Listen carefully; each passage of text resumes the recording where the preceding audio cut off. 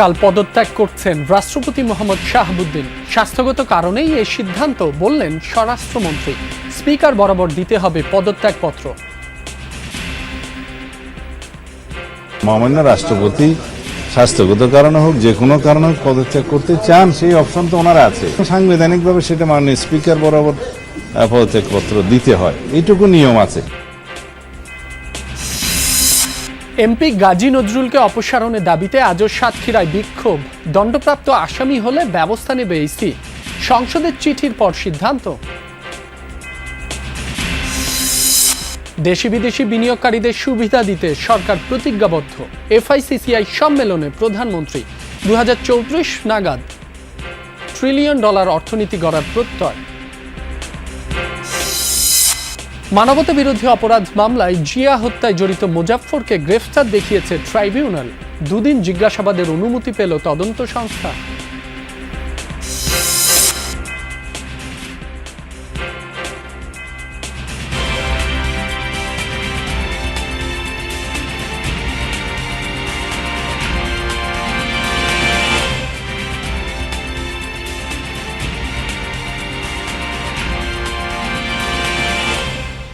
যমুনা নিউজে আমন্ত্রণ। আপনাদের সঙ্গে আছি মাসুম রাব্বি। এতক্ষণ শিরোনাম দেখছিলেন। অসুস্থতার কারণ দেখিয়ে পদত্যাগ করছেন রাষ্ট্রপতি মোহাম্মদ শাহাবুদ্দিন। কালই দিতে পারেন পদত্যাগপত্র।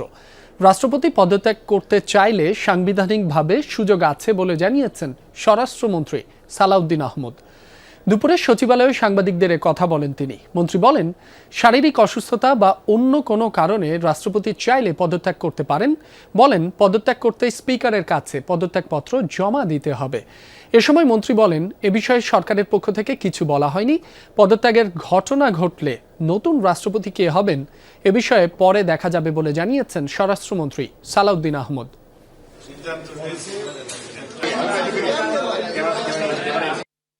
মহামান্য রাষ্ট্রপতি স্বাস্থ্যগত কারণে হোক যে কোনো কারণে হোক পদত্যাগ করতে চান, সেই অপশন তো ওনারা আছে। এখানে সরকারের পক্ষ থেকে কিছু বলা হয়নি, আমিও এগুলো পত্রিকায় শুনছি। আর তিনি যদি পদত্যাগ করতে চান, সাংবিধানিকভাবে সেটা মাননীয় স্পিকার বরাবর পদত্যাগপত্র দিতে হয়, এইটুকু নিয়ম আছে। জানি, এর বাইরে কিছু জানি। সাতক্ষীরা 4 আসনের এমপি গাজী নজরুল ইসলামের অপসারণের দাবিতে দ্বিতীয় দিনের মতো শ্যামনগরে চলছে বিক্ষোভ। দুপুরে উপজেলার ঈশ্বরীপুর, নূরনগর, বংশীপুর সহ বিভিন্ন ইউনিয়নে সচেতন নাগরিক সমাজের ব্যানারে মিছিল সমাবেশ হয়। কর্মসূচিতে বক্তারা বলেন, এমপি গাজী নজরুল জেলাবাসীকে কলঙ্কিত করেছেন। অনৈতিক কর্মকাণ্ডের কারণে তাকে শুধু দল থেকে বহিষ্কার নয়, সংসদ সদস্য পদ থেকে অপসারণ করতে হবে। শ্যামনগরের মানুষ তাকে আর এমপি হিসেবে দেখতে চায় না। দাবি পূরণ না হওয়া পর্যন্ত আন্দোলন চালিয়ে যাওয়ার ঘোষণাও দেন বিক্ষোভকারীরা। বুধবারই তাকে দল থেকে বহিষ্কার করে জামায়াতে ইসলামী। দল বহিষ্কার করলেও নৈতিক স্খলনজনিত কারণে সংসদ সদস্য পদ হারানোর কোনো আইনি ভিত্তি নেই জানালেন নির্বাচন কমিশনার আব্দুর রহমান এল মাসুদ। বলেন, কেবল দণ্ডপ্রাপ্ত আসামি হলে সরাসরি ব্যবস্থা গ্রহণ করতে পারবে ইসি। এর বাইরে জাতীয় সংসদ থেকে চিঠি পেলে সাতক্ষীরা 4 আসনের এমপি নজরুলের ব্যাপারে যাচাই বাছাই করে সিদ্ধান্ত নেবে কমিশন। সম্প্রতি জামাত নেতা সাতক্ষীরা 4 আসনের সংসদ সদস্য গাজী নজরুল ইসলামের নারী কেলেঙ্কারির ভিডিও সামাজিক যোগাযোগ মাধ্যমে ছড়িয়ে পড়লে সমালোচনার ঝড় ওঠে। এমন পরিস্থিতিতে নৈতিক স্খলনজনিত কারণ দেখিয়ে বুধবার জামাতের পক্ষ থেকে গাজী নজরুল ইসলামকে বহিষ্কারের ঘোষণা আসে। তবে দলীয় বহিষ্কারের পর সাতক্ষীরা 4 আসনের এমপি পদ হারাবেন কিনা তা নিয়ে দেখা দিয়েছে ধোঁয়াশা। বৃহস্পতিবার এ বিষয়ে জানতে চাইলে জবাব দেন নির্বাচন কমিশনার আব্দুর রহমান এল মাসুদ। বলেন, সংসদ থেকে চিঠি পেলেই আইনি ব্যবস্থা নিতে পারবে ইসি। সংবিধানের 66(4) অনুচ্ছেদ অনুযায়ী পার্লামেন্ট কর্তৃক নির্বাচন কমিশনের নিকট রেফার করতে হবে। রেফারেন্স পাওয়ার পর এ ব্যাপারে যথাযথ তদন্তপূর্বক তার সিদ্ধান্ত জানাবে। এই এক্সপানশন পদত্যাগের মধ্যে আসে কিনা এটা একটা বিশ্লেষণের বিষয়, কন্ট্রোভার্সিয়াল একটা বিষয়। যদি এই ধরনের কিছু আমাদের কাছে আসে তাহলে তখন আমরা এটার উপর আমাদের নির্বাচন কমিশন তার সিদ্ধান্ত জানাবে, এবং সেই জিনিসটা আসতে হবে পার্লামেন্ট থেকে। কমিশনার মাসুদ জানান, নৈতিক স্খলনজনিত কারণে কোনো সংসদ সদস্য দল থেকে বহিষ্কৃত হলেও তার পদ বাতিলের এখতিয়ার নেই আইনে। জামাত ইসলামের চিঠির ভিত্তিতে এ বিষয়ে নির্বাচন কমিশনের কিছু করণীয় নাই। নৈতিক স্খলনজনিত একটা বিষয়, এটার জন্য তাকে সরাসরি উনি নির্বাচনে অযোগ্য হবেন না। এদিকে রাষ্ট্রপতির পদত্যাগ নিয়ে নানা গুঞ্জন চলছে। তবে রাষ্ট্রপতি পদ খালি হলে আইন অনুযায়ী পরবর্তী 90 দিনের মধ্যে নির্বাচনের ব্যবস্থা করবে ইসি বলেও জানান কমিশনার আব্দুর রহমান এল মাসুদ।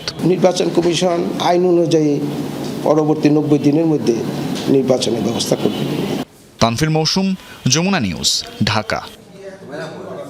বাংলাদেশে বিনিয়োগের জন্য দেশি বিদেশি বিনিয়োগকারীদের আহ্বান জানালেন প্রধানমন্ত্রী তারেক রহমান। প্রতিশ্রুতি দেন প্রবৃদ্ধি সহায়ক নীতিমালা ও সরকারের আন্তরিক সহায়তা নিশ্চিতের। জানান বৈদেশিক বিনিয়োগ বৃদ্ধির জন্য আইনি সুরক্ষা, ব্যবসা বান্ধব কাঠামো, সহজ কর ব্যবস্থা এবং শক্তিশালী পুঁজিবাজার নির্মাণে সরকার কাজ শুরু করেছে। প্রধানমন্ত্রী বলেন 2034 সালের মধ্যে $1 ট্রিলিয়ন অর্থনীতির দেশ গড়তে তার সরকার প্রতিজ্ঞাবদ্ধ। রাজধানীতে বিদেশি বিনিয়োগকারীদের এক সম্মেলনে প্রধানমন্ত্রী তারেক রহমান এসব কথা বলেন। স্বল্পোন্নত দেশের মর্যাদা থেকে উত্তরণের পথে হাঁটছে বাংলাদেশ। সরকারের পক্ষ থেকে জোর দেওয়া হয়েছে বৈদেশিক প্রত্যক্ষ বিনিয়োগে। বিনিয়োগকারীদের নজর সরকারের বিনিয়োগ বান্ধব কর্মকাণ্ড আর আন্তরিকতার দিকে। দুপক্ষের যৌথ আলাপ হলো রাজধানীর চীন মৈত্রী সম্মেলন কেন্দ্রে আয়োজিত ফরেন ইনভেস্টর্স চেম্বার অব কমার্সের আন্তর্জাতিক সম্মেলনে। We take a pragmatic and logical approach. সম্মেলনের মূল পর্বে ছিল ডায়ালগ সেশন, যেখানে প্যানেলিস্ট হিসেবে সরকারের নীতি নির্ধারকরা বাংলাদেশে বিনিয়োগের পরিবেশ নিয়ে নানান প্রশ্নের জবাব দেন। Bangladesh now provides a stable environment, a stable business climate. We are not only developing a law and guideline which is just appropriate for our country. We worked with everybody that it's right for our country, it's right globally. We as a team do believe that business should be done by the business sector. We're here to help and facilitate. So this new law and this new institution allows us to privatize a lot of government's assets. Our only agenda in hand is to convert this territory into a really investable one. প্রধান অতিথির বক্তব্যে প্রধানমন্ত্রী তারেক রহমান বলেন, কেবল রাজনৈতিক আশ্বাসের উপর ভিত্তি করে নয়, বরং ব্যবসায়িক সাফল্যের বড় অংশ নির্ভর করে সরকারের নীতিমালার উপর। The new forward-looking BNP government wants your companies to invest and expand in Bangladesh. When you invest in Bangladesh, our government will invest in you through our time, support and policies. This is a commitment we'll try our best to keep, inshallah. কিছু challenge থাকলেও বিশাল অভ্যন্তরীণ বাজার, পরিশ্রমী মানব সম্পদ, কৌশলগত ভৌগোলিক অবস্থান ও নিরঙ্কুশ জনসমর্থনে নির্বাচিত সরকার দেশকে টেকসই ও স্থায়ী সমৃদ্ধির দিকে এগিয়ে নিচ্ছে বলেও জানান প্রধানমন্ত্রী।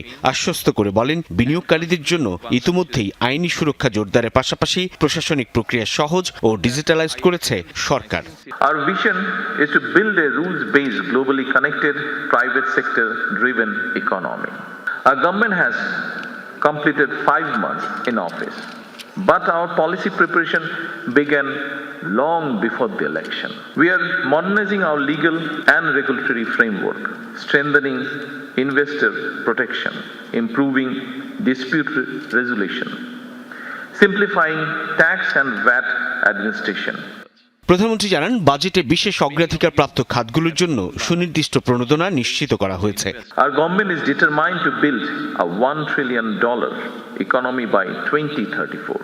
Bangladesh's future depends not only on attracting investment, but also on building lasting partnership. I welcome all of you to invest and flourish in Bangladesh. Let us grow together, create jobs, and shape Bangladesh. বাংলাদেশে বিনিয়োগ ও সাফল্যের নয়া দিগন্ত উন্মোচনের আমন্ত্রণ জানিয়ে সমৃদ্ধ ও বৈশ্বিকভাবে সংযুক্ত বাংলাদেশ গড়তে বিনিয়োগকারীদের প্রতি আহ্বান জানান প্রধানমন্ত্রী Tarique Rahman. Together we can build an economy that is stronger, equitable and inclusive. এর আগে প্রধানমন্ত্রী তারেক রহমান ঘুরে দেখেন ইনভেস্টর এক্সপোর বিভিন্ন স্টল। সাইফুদ্দিন রবিন, যমুনা নিউজ, ঢাকা। গ্রাম পর্যায়ে কোনো নাগরিক যাতে বিনা চিকিৎসায় মারা না যায়, আগামীর বাংলাদেশে তাই গুরুত্ব পাবে বলে মন্তব্য করেছেন জিয়াউর রহমান ফাউন্ডেশনের সহসভাপতি ডাক্তার জুবাইদা রহমান। সকালে হলি ফ্যামিলি রেড ক্রিসেন্ট হাসপাতালের বার্ষিক সাংস্কৃতিক প্রতিযোগিতা ও কৃতি শিক্ষার্থী সংবর্ধনা অনুষ্ঠানে এ কথা বলেন তিনি। এ সময় দেশের চিকিৎসা ব্যবস্থার নানা দুর্বলতাও তুলে ধরেন তিনি। প্রায় 3 দশক আগে যে হাসপাতালে মাতৃত্বের স্বাদ পেয়েছিলেন সেখানে এবার প্রধান অতিথি হিসেবে এলেন ডাক্তার জুবাইদা রহমান। কৃতি শিক্ষার্থী সংবর্ধনা, তাই আয়োজনের বেশিরভাগ বক্তাই তুলে ধরেন হোলি ফ্যামিলি হাসপাতালের দীর্ঘ ঐতিহ্য আর মাঝের কয়েক বছরের অনিয়ম দুর্নীতির ফিরিস্তি। ছিল নবীন প্রবীণের মিশেলে ভবিষ্যৎ বাংলাদেশ বিনির্মাণের প্রত্যয়। রোগীর কাছে ডাক্তারের যেতে হবে, ছাত্র ফিফথ ইয়ারের যেতে হবে, ফোর্থ ইয়ারের যেতে হবে, তাহলে আপনি ভালো শিক্ষা পাবেন। এখন রোগীর গায়ে হাত না দিয়ে ডাক্তার হলে তো হবে না। প্রধান অতিথির বক্তব্যে ডাক্তার জুবাইদা রহমান বলেন, চিকিৎসা বিদ্যার কঠিন রুটিন বাঁধা জীবনের পাশাপাশি শিক্ষার্থীদের সাংস্কৃতিক যে সুপ্ত প্রতিভা তা ভবিষ্যতে বাংলাদেশে কাজে লাগাতে হবে। বাংলাদেশে চিকিৎসক ও রোগীর অনুপাত 0.83 বনাম 1000, অর্থাৎ প্রতি একজন ডাক্তারকে দেখতে হয় 1200 থেকে 18 জন অসুস্থ দেশবাসীকে। গ্রামাঞ্চলে এই অনুপাত আরো ভিন্নতর। এই পরিস্থিতি হয়তো পরিবর্তন সম্ভব যদি আমরা শিক্ষা জীবন থেকেই দেশ সেবার সংকল্পে দৃঢ়ভাবে প্রতিজ্ঞাবদ্ধ হই। ডাক্তার জুবাইদা বলেন, চিকিৎসা আর দারিদ্র্যের টানাটানিতে হাঁপিয়ে উঠেছে গ্রামের মানুষ, তাই আগামীর বাংলাদেশে সেসব প্রান্তিক মানুষের চিকিৎসা সেবা নিশ্চিতে জোর দেন তিনি।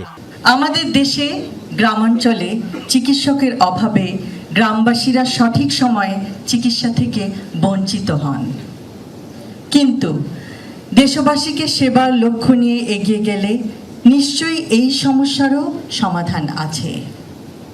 আগামীর বাংলাদেশে যেন কোনো রোগাক্রান্ত গ্রামবাসী চিকিৎসার অভাবে প্রাণ না হারায়, কোনো অন্তঃসত্ত্বা মা কে যেন আমরা না হারাই, কোনো নবজাতক যেন তার মায়ের কোল খালি করে চলে না যায়।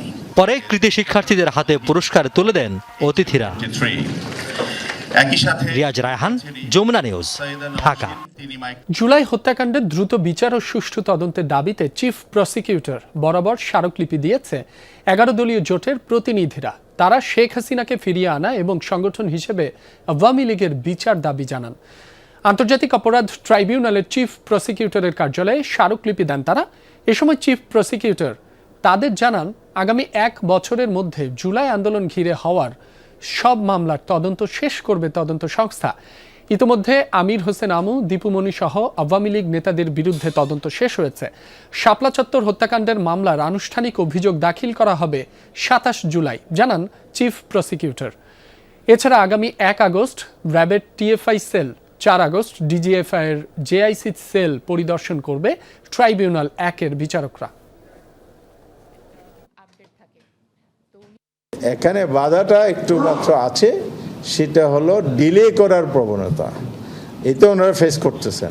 যেহেতু আমরা জাতীয় ঐক্যবদ্ধ আছি, সবাই এটাকে হেল্প করব এবং কমিটমেন্টও আছে, তাহলে এগুলো ব্যারিয়ার থাকার কথা নয়। প্রতিটি তথ্যপত্র সংগ্রহ তদন্ত করেই যেন দ্রুত বিচার। সেনা সদস্যদের মধ্যে যে কেসটা তাজুল সাহেবের আমলে যে কয়জন আছে, তার বাইরেও আরও 5 জন যারা অনেকগুলো গুমের ঘটনার সাথে জড়িত, সেই রিপোর্টটা আমরা ক্লোজ করে নিয়ে এসেছি এবং এটা অলরেডি আমাদের হাতে। কিন্তু আমরা এটা হয়তো কিছু পলিসি ডিসিশন থাকে, আমরা শিগগিরই এটা সাবমিট করে দিব। এবার মানবতা বিরোধী অপরাধের মামলায় গ্রেফতার দেখানো হয়েছে প্রয়াত রাষ্ট্রপতি জিয়াউর রহমান হত্যায় জড়িত অবসরপ্রাপ্ত সেনা কর্মকর্তা মোজাফফর হোসেনকে। একই সাথে 2 দিনের জিজ্ঞাসাবাদ করার অনুমতি পেয়েছে তদন্ত সংস্থা। চিফ প্রসিকিউটর জানান, 16 বছর ধরে সংগঠিত করা মানবতা বিরোধী অপরাধের তদন্ত চলছে। সেনা হেফাজত থেকে বৃহস্পতিবার প্রয়াত রাষ্ট্রপতি জিয়াউর রহমান হত্যায় জড়িত মোজাফফর হোসেনকে নেওয়া হয় আন্তর্জাতিক অপরাধ ট্রাইব্যুনালে। তার বিরুদ্ধে বিগত 16 বছরের বিভিন্ন মানবতা বিরোধী অপরাধের অভিযোগ খতিয়ে দেখছে তদন্ত সংস্থা। এবার এই মামলায় প্রসিকিউশনের আবেদনে মুজাফফরকে গ্রেফতার দেখালো ট্রাইব্যুনাল। পাশাপাশি 2 দিনের জিজ্ঞাসাবাদের অনুমতিও দেয়া হয়েছে তদন্ত সংস্থাকে। তাকে আমরা জিজ্ঞাসাবাদ করব এবং জিজ্ঞাসাবাদ করার পরে যদি তার বিরুদ্ধে সুনির্দিষ্ট অভিযোগ প্রমাণিত হয়, তখন তার বিরুদ্ধে এই মানবতা বিরোধী অপরাধের কোন ঘটনায় আমরা তার বিচারের সম্মুখীন করছি সেটা তখন বলা যাবে। চিফ প্রসিকিউটর জানান ১/১১ সরকারের বিতর্কিত কর্মকাণ্ড থেকে জুলাই গণঅভ্যুত্থান পর্যন্ত সেনা কর্মকর্তা মাসুদউদ্দিন চৌধুরীর সাথে মিলে নানা অপরাধ করেছেন মুজাফফর, যা প্রাথমিক তদন্তে বেরিয়ে এসেছে। মাসুদউদ্দিন চৌধুরীর সাথে ঘনিষ্ঠতা, মাসুদউদ্দিন চৌধুরী তৎকালীন সরকারের সাথে ঘনিষ্ঠতা, উনি একজন পলাতক খুনি হওয়া সত্ত্বেও অনেক পার্শ্ববর্তী দেশের সাথে তার যাতায়াত, বাংলাদেশ সরকারের সাথে তার ঘনিষ্ঠতা, সংশ্লিষ্টতা, কথোপকথন এবং জুলাই আন্দোলনে এই যে মানবতা বিরোধী অপরাধ সংগঠিত হলো সেখানে অনেক পরিকল্পনা তিনি বাস্তবায়নের সাথে জড়িত। আগামী 1 বছরের মধ্যেই ট্রাইব্যুনালে জুলাই হত্যাকাণ্ডের সব মামলার তদন্ত শেষ করে বিচারের আওতায় আনা হবে বলে জানায় প্রসিকিউশন। যে কোনো মূল্যে আমরা ইনভেস্টিগেশন শেষ করব। এবং রাব্বি হোসেন, যমুনা নিউজ, ঢাকা। প্রাথমিক শিক্ষকদের জন্য নতুন নীতিমালা তৈরির কাজ চলছে, যার মধ্যে বদলিও অন্তর্ভুক্ত, যা আগস্ট সেপ্টেম্বরের মধ্যে বাস্তবায়নের চেষ্টা চলছে বলে জানিয়েছেন প্রাথমিক ও গণশিক্ষা প্রতিমন্ত্রী ববি হাজ্জাজ। দুপুরে জাতীয় প্রেস ক্লাবে এক অনুষ্ঠানে তিনি কথা জানান। বলেন, বদলি লোকালাইজড করা হয়েছে। তিনি বলেন, আগামী 2 বছরের মধ্যে বাংলাদেশের শিক্ষা ব্যবস্থায় আমূল পরিবর্তন আসবে। 2028 সাল নাগাদ পরিমার্জিত কারিকুলাম উপস্থাপন করতে পারবে সরকার, এমনটাও জানান ববি হাজ্জাজ। বলেন, দীর্ঘদিন রাজনৈতিক প্রভাবের কারণে ক্ষতিগ্রস্ত দেশের শিক্ষা ব্যবস্থা। শুধু জিপিএ 5 কেন্দ্রিক মূল্যায়নের পরিবর্তে মানসম্মত শিক্ষা নিশ্চিত করতে সরকার নতুন পরিকল্পনা নিয়ে কাজ করছে। পাশাপাশি মিড ডে মিল কর্মসূচির পাইলট প্রকল্প চলছে। সবকিছু ঠিক থাকলে 2027 সালে এটি চালুর সম্ভাবনা রয়েছে। তিনি জানান, প্রাথমিক শিক্ষার্থীদের জন্য ইউনিফর্ম ও স্কুল ব্যাগ বিতরণের পাইলট কার্যক্রমও আগামী আগস্টে শুরু হবে। এ কর্মসূচির উদ্বোধন করবেন প্রধানমন্ত্রী। আমরাও চাই আগামী দিনগুলোতে ইবতেদায়ী মাদ্রাসা প্রাথমিক শিক্ষকদের টোটাল পলিসি মানে শিক্ষক নীতিমালা নতুন পলিসি তৈরি করার কাজ চলছে। ট্রান্সফার সেটার ভেতরে, সেটার আবদ্ধেই আসবে। আমরা আশাবাদী আগস্ট সেপ্টেম্বরের ভেতরে সেটা আমরা বাস্তবায়ন করতে সক্ষম হব, কিন্তু যতদিন সেটা না আসছে ইতিমধ্যে ট্রান্সফার লোকালাইজ করা হয়েছে। রাজধানীতে তীব্র আকার ধারণ করেছে সিএনজি সংকট। অধিকাংশ সিএনজি ফিলিং স্টেশনে গ্যাস সরবরাহ বন্ধ থাকায় ঘন্টার পর ঘন্টা অপেক্ষা করেও গ্যাস পাচ্ছেন না চালকরা। সিএনজি সংকট কেবল ঢাকাতে নয়, আছে গাজীপুর, নারায়ণগঞ্জ সহ আশপাশের জেলাতেও। এতে ব্যাহত হচ্ছে যাত্রী পরিবহন, কমছে আয় আর অনিশ্চয়তায় পড়েছে হাজারো চালকের জীবিকা। বাসাবাড়িতেও গ্যাস সংকট চরমে, বিশেষ করে দিনের অধিকাংশ সময় মিলছে না লাইনের গ্যাস। বৃহস্পতিবার সকাল থেকে রাজধানীর বিভিন্ন সিএনজি ফিলিং স্টেশন ঘুরে দেখা যায় অনেক পাম্পেই গ্যাস নেই সাইনবোর্ড ঝুলছে। পাম্পের কর্মীরা জানান, কয়েকদিন ধরেই কার্যত অলস সময় পার করছেন তারা। তবে গ্যাসের আশায় কোথাও কোথাও ঘন্টার পর ঘন্টা অপেক্ষা করতে দেখা গেছে সিএনজি অটোরিকশা ও প্রাইভেট কার চালকদের। আমি সকাল 6টায় বের হয়েছি, গাবতলী, মোহনায় গেছি, শাহনাজে গেছি, ঢেনসো গেছি, তারপরে আসলাম মগবাজার, সেখানেও গ্যাস পাই নাই। আমাদের তো শুধু সমস্যা না, যাত্রীদেরও সমস্যা, ভোগান্তি। এটা একটা ভোগান্তি না। কালকে 6 ঘন্টা পয়সা দেখে গ্যাস পাইছি, শুধু 50 গ্যাস। সকালবেলা যে টিপটা নিছি, আমি তো এখনো জায়গা মতো পৌঁছা দিতে পারিনি। কালকে রাইতেও গ্যাস পাইনি। দু একটি পাম্পে সরবরাহ থাকলেও চাপ কম থাকায় মিলছে না কাঙ্ক্ষিত পরিমাণ গ্যাস। ফলে সেখানে দেখা যাচ্ছে যানবাহনের দীর্ঘ সারি। গ্যাস নেব 6:30 বাজে লাগাইছে, এখনো গ্যাস নাই। 2 ঘন্টা সিরিয়ালে বসে থাকে, 120 টাকার গ্যাস ঢোকে। চালকরা বলছেন, গ্যাস সংকটের কারণে স্বাভাবিকভাবে গাড়ি চালাতে ও যাত্রী পরিবহন করতে পারছেন না তারা। সিএনজি ফিলিং স্টেশনগুলোর দায়িত্বশীলরা জানান, কয়েকদিন ধরে স্বাভাবিক নেই সরবরাহ। ঠিক হওয়ার কোনো মেসেজ নাই। আমরা সকাল থেকেই বসে আছি, গ্যাস লাইনে নাই। আমরা গাড়ি সব লাইনে বসে রয়েছে, বলতেছি, তাও তারা যাচ্ছে না। আমরা তো কম্প্রেসারে চালাই, অনেকে কম্প্রেসারে চালায় না, এতে আরো চালাইলে কোম্পানির লস। একই অবস্থা রাজধানীর বাইরেও, বিশেষ করে সাভার, গাজীপুর, নারায়ণগঞ্জ সহ আশপাশের অধিকাংশ জেলার সিএনজি পাম্পেও আছে গ্যাসের সংকট। গাড়ি তো ধরেন বাইরে গ্যাস না থাকলে তো রাস্তায় গাড়ি বন্ধ হয়ে গেলে একটা ঝামেলায় পড়ে যায়। এই কারণে আমরা গ্যাস দিতে পারতেছি না। এদিকে বাসাবাড়িতে রান্নার চুলায় গ্যাস নেই বললেই চলে। আগে দিনের বেলায় যাও গ্যাস মিলতো, কদিন ধরে তাও নেই। ফলে দুর্ভোগ পৌঁছেছে চরমে। কাটাকুটা করছি, কালকের থেকে গ্যাস নাই, রান্নাবাড়ি করতে পারছি না। আগে তো গ্যাস থাকতো, এখন তো গ্যাস থাকেই না। সংকট সমাধানে সরকারকে জোরালো পদক্ষেপ নেয়ার দাবি সকলের, অন্যথায় আরও স্থবির হয়ে পড়বে জনজীবন। রাব্বি সিদ্দিকী, যমুনা নিউজ, ঢাকা। বিশ্বকাপের সেরা একাদশ ঘোষণা করেছে ফিফা। বিশ্ব চ্যাম্পিয়ন স্পেন আর ফ্রান্সের সর্বোচ্চ 3 ফুটবলার আছেন একাদশে। মেসি সহ আর্জেন্টিনার 2 জন জায়গা পেয়েছেন বেস্ট 11-এ। বিশ্বকাপের সেরা একাদশ ঘোষণা ফিফার সমর্থকদের ভোটে নির্বাচিত এই একাদশের ফরমেশন করা হয়েছে 4-3-3। একাদশের নম্বর 9 নির্বাচিত হয়েছেন আর্লিং হল্যান্ড। 2 উইঙ্গার হিসেবে আছেন লিওনেল মেসি ও কিলিয়ান এমবাপ্পে। 3 মিডফিল্ডের সেন্টারে গোল্ডেন বল জয়ী রদ্রি, আর তার রাইটে মাইকেল ওলিসে, আর লেফটে সাইডের জায়গায় আছেন জুড বেলিংহ্যাম। 4 জনের ব্যাক লাইনের সেন্টারে আছেন ফ্রান্সের উপামেকানো আর আর্জেন্টিনার লিসান্দ্রো মার্টিনেজ। রাইট ব্যাক হিসেবে আছেন পেদ্রো পোরো, আর লেফট ব্যাকে জায়গা পেয়েছেন আরেক স্প্যানিশ কুকুয়েরা। একাদশে জায়গা পাওয়া খেলোয়াড়দের মধ্যে সবচেয়ে বেশি 39.6% ভোট পেয়ে গোলরক্ষকের জায়গা পেয়েছেন কেপ ভার্দে অধিনায়ক ভিজিনিয়া।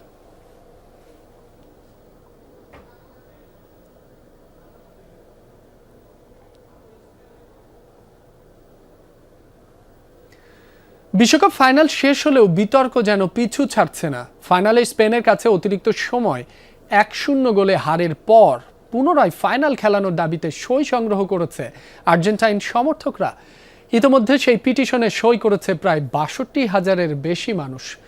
তাদের অভিযোগ, ম্যাচে রেফারির কয়েকটি গুরুত্বপূর্ণ সিদ্ধান্ত আর্জেন্টিনার বিপক্ষে গেছে এবং সেগুলোই ফলাফলে প্রভাব ফেলেছে। change.org-এ আবেদনটি চালু করেন গিজেলা সানচেজ নামের এক সমর্থক। তবে এর কোনো আইনগত বৈধতা নেই। অন্যদিকে লিওনেল স্কালোনি বলেন, রেফারিং অন্যায্য ছিল না, তাদের হারের কারণ স্পেন ভালো খেলেছে।